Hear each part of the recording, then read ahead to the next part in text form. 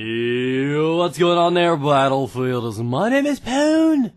This is another Saturday episode of Aggressive Recon, coming at you guys right now with the JNG 90, the JNG 90. We're using the iron sets. We're just using this thing bucket naked. We're going to do it with what it has and God intended to be used as in all its glory. And I have to admit, I'm going to toot my own horn a little bit. Toot, toot. It was actually a decent gameplay. It's the very first time I've ever used it, and I did okay with it. Surprisingly, better than I thought I would have. So, enjoy the gameplay that I have provided for you. Amen.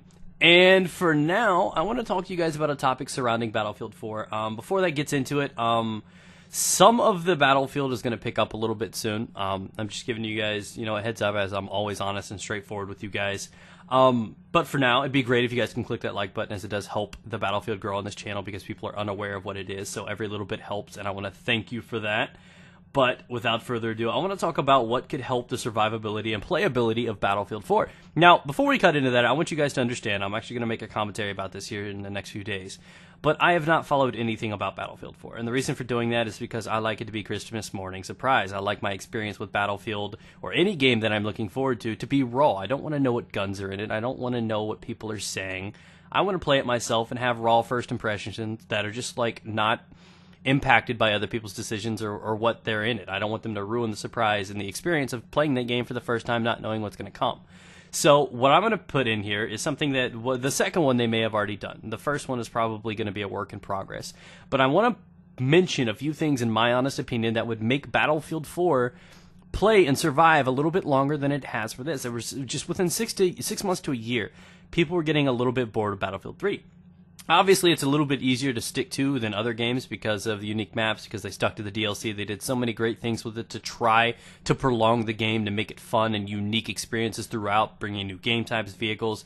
Battlefield can do that. So they did a good job, but those just tended to last a couple weeks, and you were just kind of like, eh. You know what I mean? It's just like back to ball in a cup. It's just, you could do what you want. Now, I started thinking about what they could do to build up the hype for the game and bring in a different crowd. Now, there are games out there that are dominating in certain aspects. Think, for example, Call of Duty. The people that get the most respect are their competitive pro players. You think about MOBAs and stuff like that, League of Legends, if you will. And the pro following dominates the YouTube or the Twitch following. That's just kind of how it is that there is massive feedback, and so many people have this ambition to be the very best. You know what I mean? And that's just kind of how it is. So I think that's one thing that Battlefield is missing, is that competitive edge, that competitive side. And now I honestly feel that MOBAs are kind of opening the door to the access and sponsorship dollars from these prime, companies that deal with PC specs and computers and items and hardware and software and everything like that. They're now pouring their money into it, knowing that League of Legends, the largest and most popular guy out there, you got StarCraft 2, you got tons of great games out there opening the way for PC, because up until now, you had games, the only competitive games that had money on the line, you had Madden years back, I don't even know if there still is, Halo, Call of Duty, all on the console. It's not easy for PC players to get out there because they don't see the value behind it, but now they're kind of leaning and moving towards it and understanding that there is actually an audience for it and people can appreciate it, especially games and titles like Battlefield that are on cross-platform, that can be on any platform. And that, I guess, you can watch somebody play it on PC and compete on PC, but you can still understand that you can play it on console and still be fun. So I think what they need to do is they need to incorporate it. A while back, I heard a rumor of Battlelog actually incorporating another part of the website that was going to be for competitions. You could even possibly gamble if they were able to get the licensing or whatever they needed for it. But it was going to be a competitive thing, similar to Game Battles or MLG or anything like that, that was supposed to be something I was excited for. I wanted to train. I wanted to get good. I wanted to compete. And everybody has that goal, that ambition. Everybody wants to idolize and be one of those pro players. So I think one of the things that Battlefield really needs to do this time of year, if they can't do it, I don't think they're getting it on the circuit or anything like that. What they can do is bring attention to them, to let them know that, hey, we're not just a standard run-and-gun shooter. We need teamwork, cooperation, synergy, things that you do not get to the level that you can with Battlefield. And that should improve and bring in different things. You have people out there that say games like PlanetSide 2 have incredible ability to do that.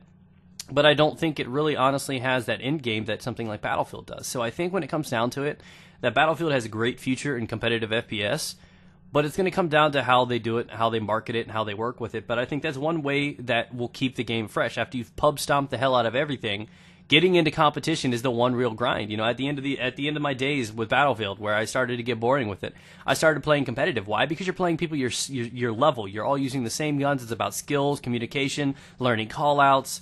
It's a different game. You might as well be downloading and playing on a different thing because it's an entirely different game, and it keeps it fresh, fun, and challenging.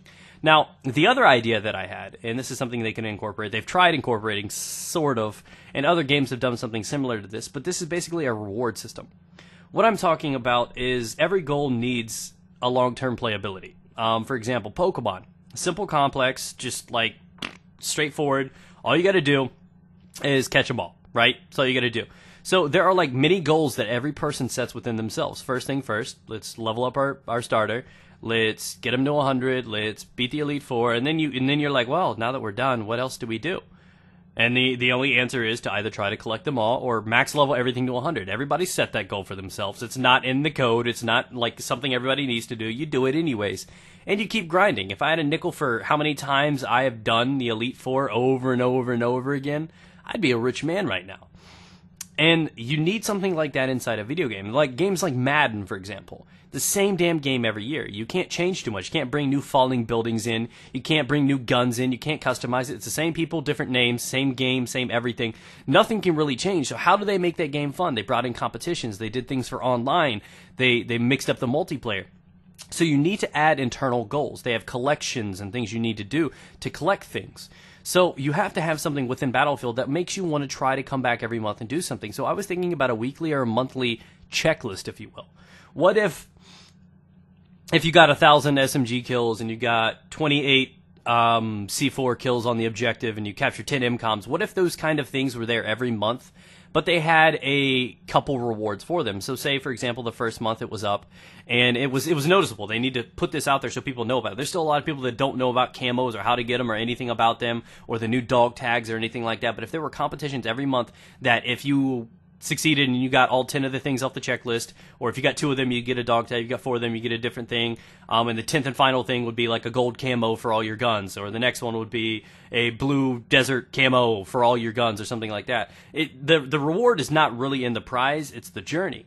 So at the end of the day, it'd be fun to try to attain and just get to that level and have something like that. So that's a couple things that I think that would create a fun experience for people to play this game long term.